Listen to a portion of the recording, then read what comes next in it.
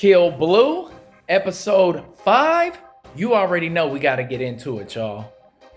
Hey, the last episode was pretty damn epic because it was a lot of things that transpired. For an example, all of the male students are chasing Norwin around the school because, of course, they want to become her fiance. They want to marry her so they can take over her father's pharmaceutical company. Meanwhile, Juzo is still pretending to be Norwin's boyfriend.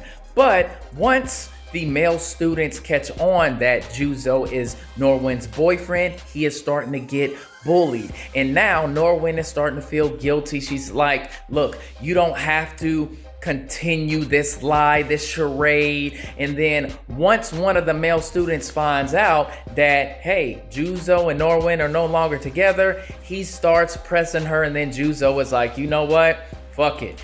I'm just going to continue this lie to protect you. And he ends up showing this one bully what time it is. But we had one of the assassin organizations give some paperwork over to one of their youngest assassins, Babyface Baby. You know, the guy with the pacifier in his mouth? Well, yes. So he infiltrates the school and he actually ends up in Norwin and Juzo's class.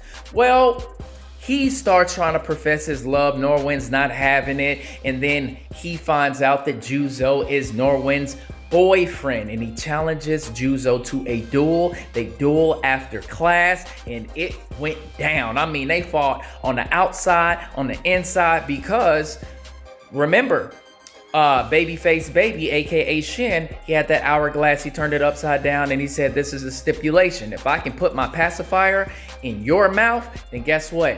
I'm taking your spot. I'm taking that pen that Norwin's father gave you to indicate that that is her man. So they fought outside, they fought inside, they fought inside the art room, and guess what happened?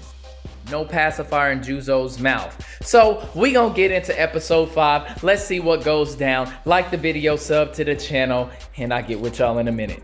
So the episode starts off with this pitcher and this catcher, and the pitcher throws a fastball so hard it knocks the pitcher on his ass. He's surrounded by grown adults, it looks like, and he's inside of this cage. And it also looks like there's like scouts out there too, because they are filming him, you know, throw these pitches.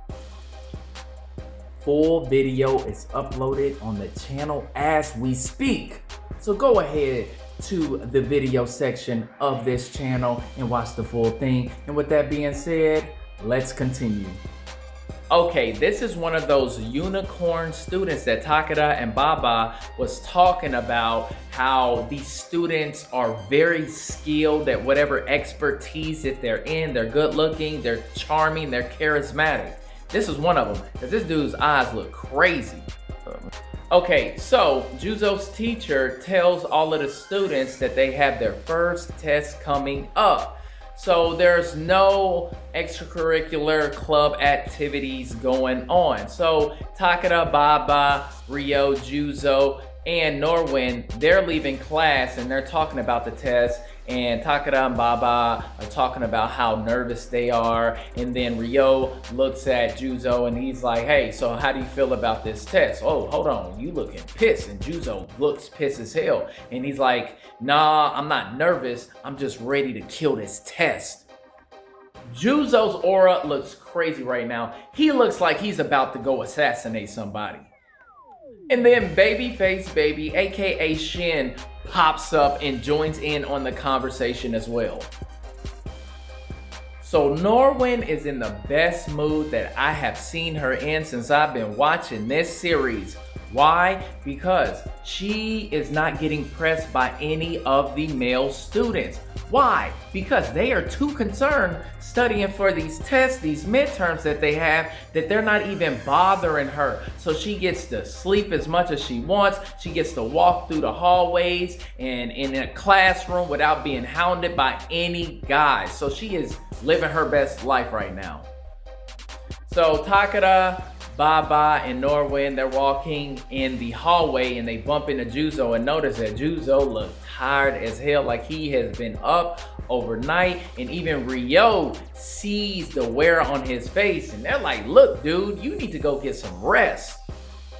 Well, the reason is Juzo has been studying all throughout the night and into the morning for these tests, these exams, these midterms. And he can't stop himself. He's like, listen, it's like a boxer that's training right before the fight, and he just can't stop training until he actually gets in the ring and fight. Yo, Shin, aka Babyface Baby, walks up to Juzo and offers him a pacifier to help him calm down. And Juzo was like, man, get that shit away from me. Now, even Kotatsu is seeing how hard Juzo is studying for these midterms, and he's like, well, I should tell you to chill out, but who am I to tell you that you shouldn't be studying as hard? And then it goes to where Norwin is, which she's at her uncle's ramen shop, and even he tells her, hey, go ahead, leave early, because I know you got midterms coming up, so you need to go ahead and study. Now, as Norwin is leaving, she spots Juzo walking, and she decides to follow him to see exactly where he's going. Norwin is continuing to follow Juzo, and Juzo ends up stopping at this bar restaurant thing, and this tranny looking thing named Gekuda ends up seeing Juzo, and Juzo asks Gekuda, hey, are you guys open? And this thing says, yeah, we're open for freaky business. And Juzo is like, hey, I'm just trying to score some dinner. Then he asks if some woman named Mama is there, and Gekuda says yes, and alerts Mama and opens the door, and Juzo goes in. Okay, so Juzo is sitting down eating this pilaf dish and drinking, and Mama and him are having a conversation, and Mama tells him, listen, I had to tell people that you're my nephew so they don't think that you're my secret child. Then it goes to a flashback where Mama was introduced to the young version of Juzo. Okay, so apparently Juzo is her boss. Then Juzo's ex-wife Eri walks in talking about how crazy and stressful her day was and how she needs a drink. So Eri sits down next to Juzo, and Juzo was like, hey, you think it's a good idea for you to sit here at this bar drinking when we got our daughter at home? And she's like, yes, our daughter has a good head on our shoulders. I can go get me a drink on the way home. And he's like, yeah, our daughter does have a good head on our shoulders. So Juzo is telling Eri that, you know, he's studying hard for these midterms coming up. And Eri tells him, hey, you wasn't doing all of this in your adult body. And I know that, you know, you couldn't make any mistakes when you was going out here performing these hits, but now that you're a child, it's okay for you to make mistakes. You don't have to put so much pressure on yourself. She also tells him that he's been looking more alive since he has been transformed into a child. Okay, so Eri and Juzo leave, and Norwin is watching them leave out the window, and yes, that is a straight up tranny bar, y'all. It is, because she says, hey, he just walked in that cross-dressing bar and walked out with a beautiful woman. She is stunned right now. Okay, so Juzo has completed his midterms, and he made average grades, high 70s, 80s. He made some mistakes, but he did enough to pass. Now, Norwin is starting to piece together Juzo. She's like, hey, this dude ain't normal. He came to my uncle's ramen shop just to get some regular ramen. He done stood up to bullies guys twice his size, and he was able to handle them with no issues. So she's starting to get skeptical. She's like, something's up with Juzo. Then she says he feels like somebody's uncle or dad. So Juzo, Shin, and Ryo's sister are in home economics, and she's showing Juzo and Shin how to sew a button on a shirt. Now, I'm gonna be honest with y'all, I didn't even know that's how you sew a button on a shirt, but that's very interesting seeing that. So Juzo, Norwin, and Shin are struggling. But Norwin is like, listen, I ain't good at this. I'm about to go ask the seniors for help. So they continue to try until they get it right. Juzo and Norwin are leaving school, and Juzo notices that Norwin is in a good mood. So he asks her, he's like, hey, did something happen? Why are you in such a good mood? And Norwin says, well, I'm really liking this home economics club because we all are helping each other in different ways. For an example, we got Kito. He loves doing plant stuff. The president, Shirashi, she loves to cook. She loves to bake. Yamoka likes baking sweets. And Tamada and Nishimura are really good at handicrafts. All right, so the next day, Norwin and Juzo are in the home ec club, and Shirashi says that, hey, we have to make rice balls for the baseball team, but one of the baseball players is a unicorn, but you should not have anything to worry about, Norwin, because he probably not even tripping over you. He might not even be after you. And then Juzo says, listen, when we deliver these rice balls, I'll just go with you. So every member of the home economics club go to the baseball field to deliver the rice balls.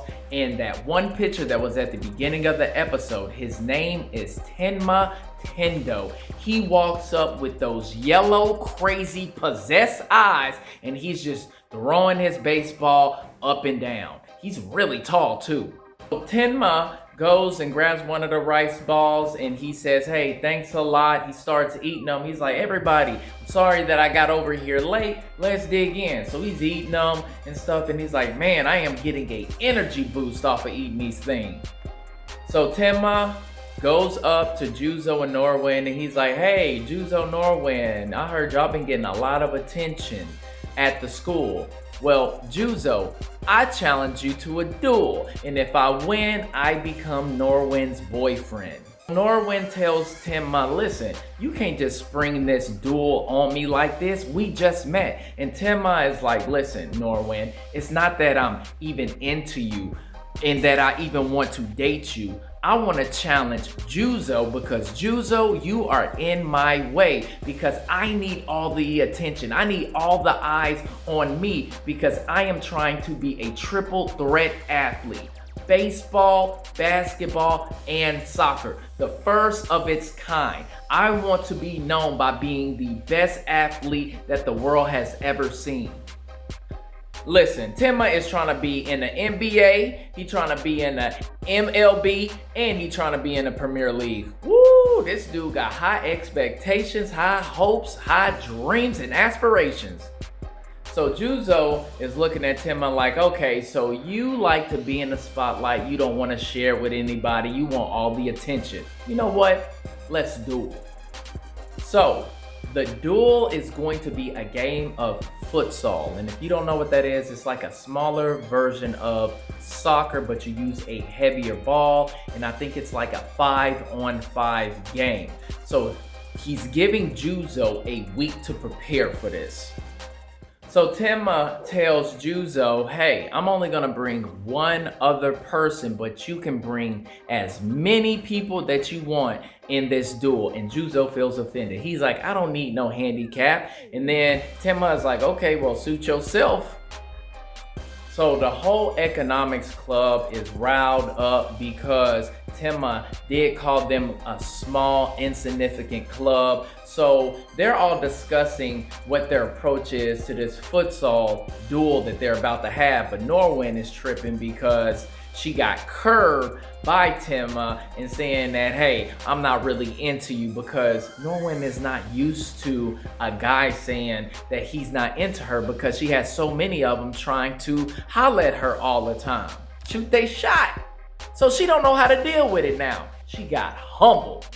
So Shin and Kito both nominate themselves to help out Juzo in his futsal duel with Tenma. And the funny part about it is their motivation behind it is not only because Tenma was dissing the home ec club, but what he said to Norwin about how he is not into her. And Norwin is like, hey, Don't let that be the motivation. Let it be the motivation that he dissed the Home Ec Club and y'all better win. And then the episode ends, y'all. I can't wait to see this duel between Juzo, Shin, and Kito. And I'm wondering who Tenma is going to pick to be his partner in this futsal duel. Great episode. I liked it. Don't forget to like and subscribe, and I'll catch y'all later. Peace.